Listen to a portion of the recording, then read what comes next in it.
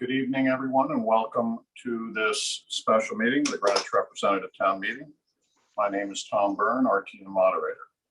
As all members have had access to the call of tonight's meeting, the reading of the call will be omitted. Will everyone please join me in saying the Pledge of Allegiance? I pledge allegiance to the flag of the United States of America and to the republic for which it stands, one nation, under God, indivisible, with liberty and justice for all. Thank you. All right, we will consider items 1 and 2 together. We will hear committee reports on 1 and 2 together. So I will first ask that they be presented to us. I understand Peter Bernstein, chair of our Board of Education, will present item number 1.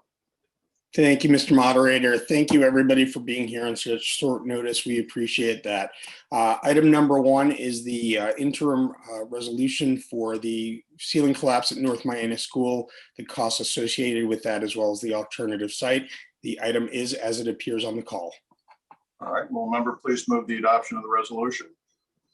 Resolution on item 1 has been moved and seconded and is an appropriation for the repair and renovation of the damage at North Miami School. I understand Karen Fasiliotis, a member of the BET, will present item number 2. Is Ms. Fasiliotis with us? Yes. Oh, thank you. Good evening. Before I move the item, I just wanted to congratulate all the RTM members who have children or grandchildren graduating from either the high school or college. I know it was a challenging senior year for them and for you, and I'm sure that they'll have plenty of stories to tell their children and grandchildren. So congratulations to all of you and best wishes for the future. Moving the following item to consider and act upon the resolution requested by the BET and voted at their May 24th, 2021 special meeting, authorizing the issuance of bonds in the amount of $2,597,912 to meet a portion of the capital budget appropriations for the repair of the North Miami Elementary School for fiscal year 2020 to 2021, and pending the issuance thereof, the making of temporary borrowing for such purpose. The rest is as it appears in the resolutions, the substitute resolution circulated to the RTM members, and as it appears on the call. Thank you. Will a member please move the adoption of the resolution? Resolution on item 2 has been moved and seconded. Items 1 and 2 are now before us. This was referred, well, the 2 items were referred to a total of 5 committees, or at least 5 committees took it up. And as always, if the reporting individuals have agreed on an order, I'm perfectly willing to go along with that. Have you agreed on who's going first?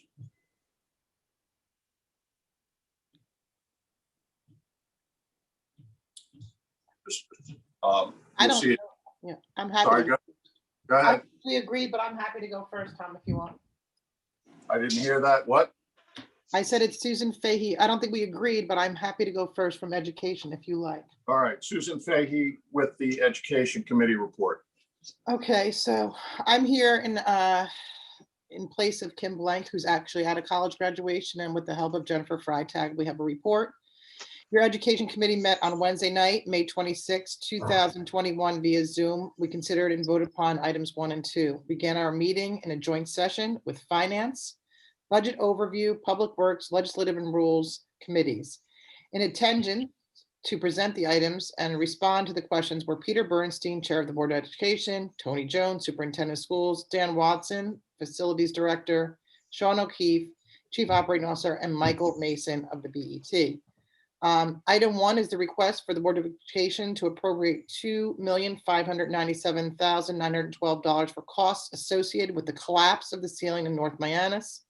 These funds will be added to the $2.1 million appropriated at our meeting, April meeting, bringing the total amount of the project to $4.652912. On Saturday, February 13th, 2021, a plaster ceiling collapsed in the classroom of an upper-level North Mianus Elementary School. This caused the sprinkler line to burst, bringing down the hung ceiling below it and causing a large flood and damage throughout. That damage seeped through the first floor and damaged the media center and main office as well. The investigation determined that the remaining plaster ceilings on levels 1 and 2 of the front of the school building, constructed in 1925, also needed to be replaced for safety reasons due to similar faulty construction when the sprinklers and hung ceilings were installed. They were attached only to the plaster ceiling, not to any structural beams. This request is for funds associated with the cleanup and repair of the damaged areas and remediation of the other areas of the building with similar construction that were deemed at risk, as well as some ancillary expenses on a rental for an alternative site for the displaced students, transportation of those students to the alternative site, furniture, fixtures, equipment, staffing, security for alternative site, storage, and moving. Dr. Jones and the Board of Education are committed to having this project completed as expeditiously as possible so that displaced students may return to the building.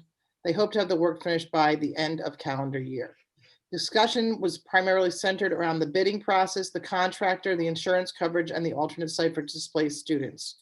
The Board of Education issued an RFP for work in early May. 5 contractors walked through the site. One contractor, Werner Construction, submitted a bid. Dan Watson explained that the contractors were concerned with aggressive timeline for the project, and they all had a backlog of other commitments. There is also a global shortage of construction supplies and things such as sheetrock. Hi, Louise. What's that? Reported that Werner pricing has always been fair and that they have been responsive to a school's other needs. They were part of the Coscob flood. He said that Werner is not worried about securing necessary materials if the contract is entered into quickly. Although such items as that are custom like shades may be delayed, but Dan said that would not delay the students returning to school. The Board of Education in town intends to seek maximum reimbursement for possible insurance coverage. Costs associated with the ceiling collapse itself include some ancillary costs like meeting the needs of displaced students that will be covered, but the remediation of the other areas that are at risk are not covered by insurance. So it is too soon to know exactly the final reimbursement number. The Board of Ed and Superintendent have identified an alternate location for the displaced students. For the first half of the school year, they've negotiated a 5-month lease, August through December, of the space at a rate of $170,000 per month, with an option to extend at the same rate on a monthly basis if needed. We were told that it is a convenient location for the North Mianus community, who's found Parkway to be a bit far, but negotiations for the space are ongoing, so we were told we could not be informed of where the site is as of yet. Item 2 was the resolution for the issuance of a 2.597912 of the bonds to meet the portion of the capital appropriation for the North Mianus project. This discussion centered on the timing of the bonding resolution with some questions.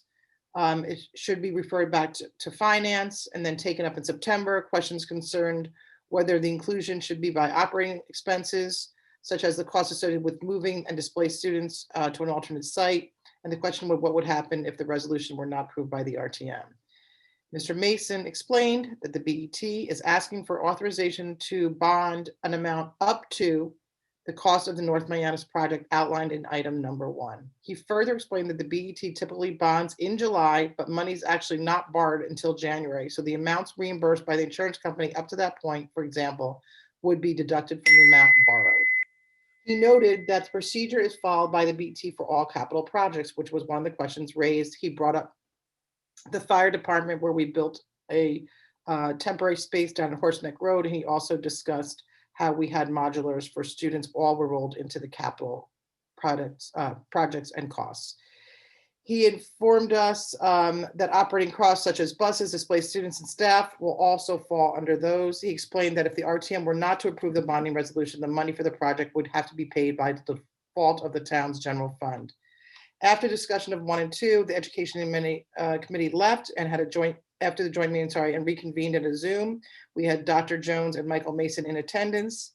The committee did not feel a need for further discussion and proceeded to vote. Both items 1 and 2 were unanimously approved, 12-0-0. Dr. Jones said the Board of Education again, would like this done as quickly as possible. Thank you. All right, thank you. Who's next? I'm happy to go next. It's Public Works. Jill Cobbs with the Public Works Committee report. Good evening. I'm sitting in for Mike Spilo. Last night, the Public Works Committee attended a special joint meeting with the following other RTM committees: Finance, Education, Legislative and Rules, and Budget Overview. Additionally, Dr. Jones, Mike Mason, Peter Bernstein, Dan Watson, Sean O'Keefe, and Amina Ahmad were on hand to present and answer any questions we had on the construction and bonding for the damaged and potentially unsafe areas due to the ceiling collapse and flooding in the North Miami School. Alexis and Kim moderated the meeting. Prior to this meeting, extensive materials with questions and answers and details about all the costs were distributed to the committee members. The total cost of this project is $4,652,912, which includes $2,055,000 previously approved by the RTM earlier this year. The balance, almost $2.6 million, is now up for our approval.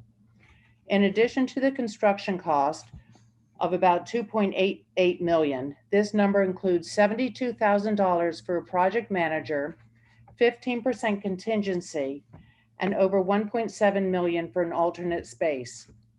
Some of the project relating to the damaged area will be covered by insurance.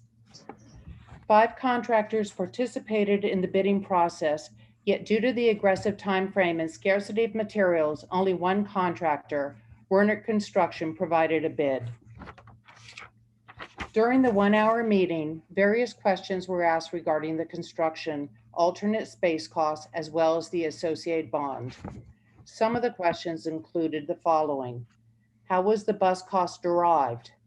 It is a daily rate times the number of buses. What is the reputation of Werner Construction? It is a local company based in Cos Cob, highly regarded, and has done work in the past for Greenwich schools. Where is the price protection clause in the contract? It will be provided. What is the split between cleanup and preventative construction? It's apparently very complicated and not yet determined, but note insurance only addresses the cleanup costs. Were any alternate timelines explored, or are there any opportunities to complete sooner?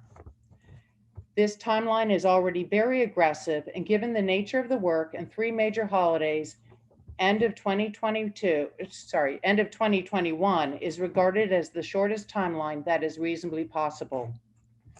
And what happens if the bonding isn't approved after the appropriation is approved? The money would have to come out of the general fund. The bonding amount is a not to exceed amount. Any insurance reimbursements, etc., would be deducted from the final bonding amount determined in January 2022. So once the joint meeting adjourned, Public Works met separately to discuss and vote on the North Miami School appropriations and related bonding approval. Dan Watson, Mike Mason, Karen Facilotas were present to answer any further questions we had, but no discussion ensued, and we took 2 votes. The first was on call item number 1, the appropriation of the sum of $2,597,912 for the associated cost of the North Miami School ceiling collapse. And the vote was 9-0-0 with districts 1, 6, and 11 absent. And the second vote was for the second call item, approval of the bonding issue for the same amount. And again, it was 9-0-0 with districts 1, 6, and 11 absent. Thank you. All right. Mike Basham with the report of the Finance Committee. Thank you, Mr. Moderator. You have all heard about our 5 committee joint meeting to listen to the Board of Education and people from the Greenwich Public Schools, so I won't repeat all of that. When we adjourned to our separate meeting, we had some of the same issues that people have discussed earlier of the total appropriation. If we get some additional insurance proceeds, how will that impact the borrowing? And it was Mike Mason suggested to us that any recovery of insurance proceeds beyond those that are already estimated would reduce the amount of borrowing that the town would have to do. We also had a discussion again about the transportation cost and the rental cost for the alternate location. Should that be operating expense or should that be capital? Again, based upon discussions that I had with town officials, as well as Leslie Tarkins is joining us in the years preceding this evening. We have always, in instances where we've had damage done to facilities, where we've had to relocate students or employees and transport them, those costs have always been capitalized. So there's nothing unusual about what we're doing now. Members of the committee had expressed concerns during the joint meeting about the BOE's very high initial estimate.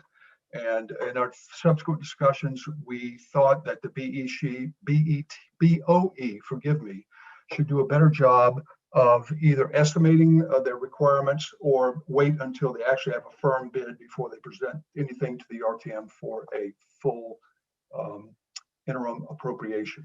And we voted 9-0-0 on both items jointly with districts 4, 5, and 6 absent. Thank you. Thank you. Lucia Jansen, Chair of our Budget Overview Committee. Good evening. The BOC met yesterday evening immediately following the 8 p.m. 1-hour joint meeting with the folks earlier described. The BOC unanimously voted to take up item 1 and 2 since we were not officially assigned. The BOC had taken up the first interim appropriation on April 1st, 2021.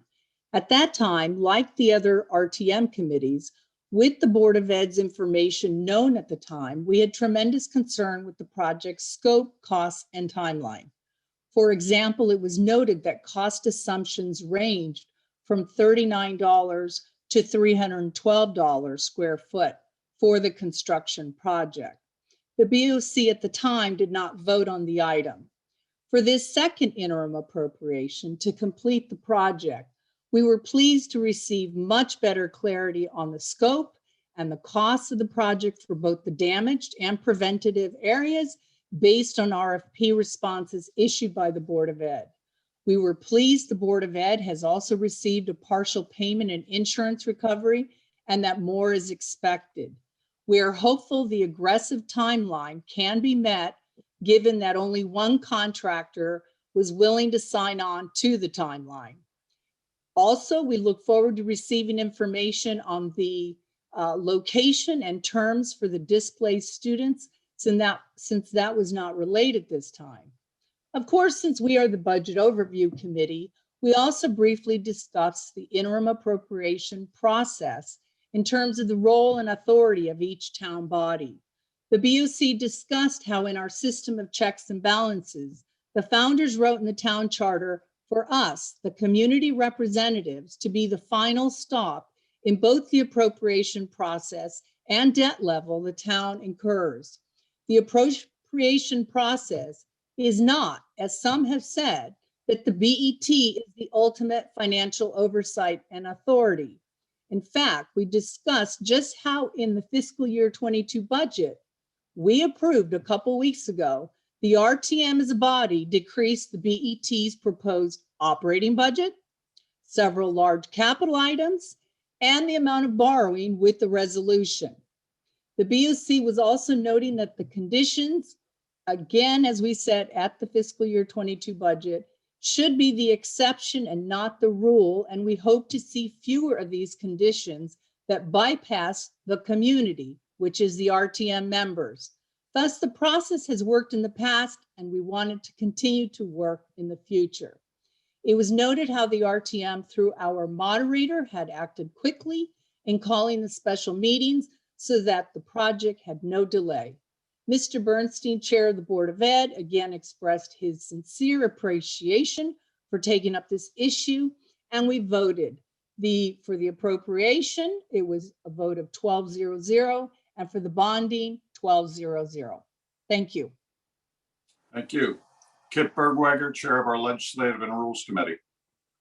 The Legislative and Rules Committee was also a participant in the joint meeting, which ran from 8 o'clock until about 9:02. At about 8:44, 8:45, some members of the Legislative Rules Committee lost their connections to the Zoom meeting.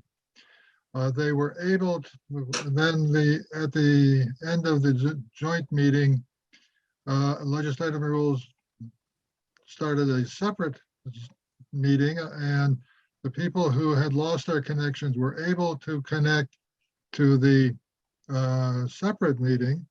And we had a brief discussion on things that have already been covered.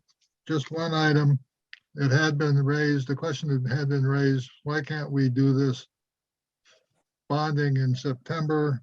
And it was explained that we cannot bond money that's already been spent. So we're going to be spending money as soon as we can sign the contract, and we want to be sure that that can be bonded. At that point, we got a notice that we had an unstable internet connection, and several of us in the committee lost our connections again. So we reconnected, and as it turned out, there were 4 delegates and alternates in one group who didn't lose their connections, and 11 alternates and delegates in a second group which had lost their connections and then came back together. And we had 2 simultaneous meetings going, both of us connected somehow under the same Zoom link, and yet we didn't know that the other group was having a meeting. We thought they had just been lost. So we did get a vote, though. Each of them took votes, and we have on both legal order and the merits 12-0-0. All right, thank you. Now, Mr. Bergweger, I did not point this out when Ms. Foss-Leotis presented the bond resolution on item 2, but she presented a substitute resolution that took care of some Scrivener's errors. I assume your committee had the advantage of that version of item number 2? We worked off the one in the call that we had received. I didn't know until now that there were Scrivener errors that had been corrected. All right, so what I will do is bring up what I understand to be the operative resolution for item number 2. And I'll ask Ms. Foss-Leotis to confirm that this is the version that was presented as a substitute. Yes, it was, Tom. All right. Mr. Bergweger, I mean, the representation is these are just Scrivener's errors. Do you have any questions or comments about any of those changes? If you just hold on a second, Mr. Moderator, I'm just comparing the changes to what I have in front of me. Maybe we're looking at the same document. You could go back, roll the screen, and scroll down a little bit. Yeah, I did. Or scroll back up, I should say. I think there's a delay. Repair of the ceiling, 21, yes, no, this is the, let's see. Okay, BET, repair of the ceiling, repair of, to meet the portion of the appropriation for the repair of the ceiling of the North Mianus Elementary School in various. All right, well, those appear to be Scrivener errors. It's not the same as it was in the call, but I don't think we'll have any problems with those. All right, so that is what is currently before us. And you have concluded your report, correct? Correct. All right. At this point, I will call upon Jude Collins of District 10.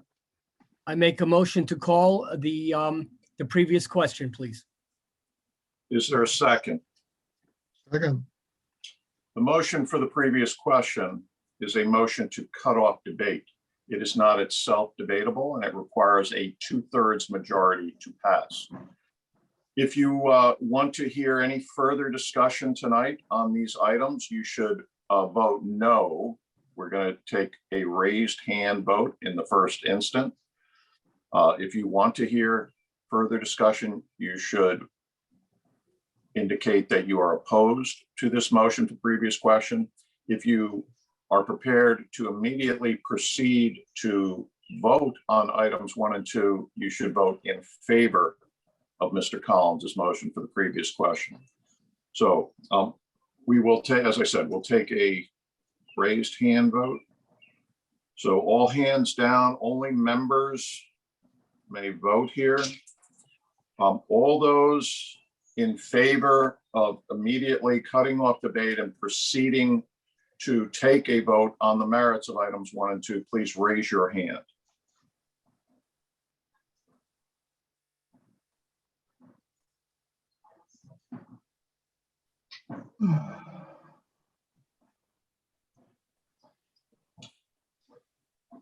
All right, it looks to be 133.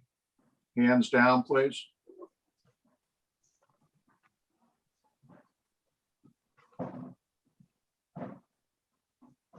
Can we zero those out somehow? I'm trying, but people keep raising their hands now. I can't, I keep putting them all down, but people keep Please, putting them up. everybody get your hands off the hands. Let them zero out. All right. All those opposed to cutting off debate now, please raise your hand.